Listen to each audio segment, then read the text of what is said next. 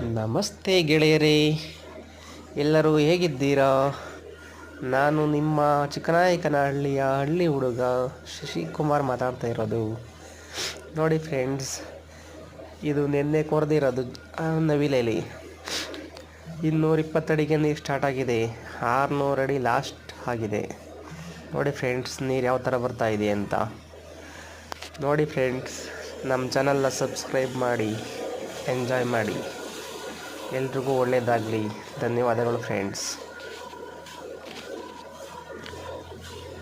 ನಮಸ್ತೆ ಗೆಳೆಯರೇ, ಎಲ್ಲರೂ ಹೇಗಿದ್ದೀರಾ?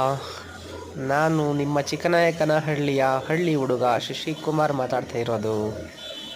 ನೋಡಿ ಫ್ರೆಂಡ್ಸ್, ಇದು ನಿನ್ನೆ ನವಿಲೇಲಿ ಕೊರೆದಿರೋದು ಬೋರು.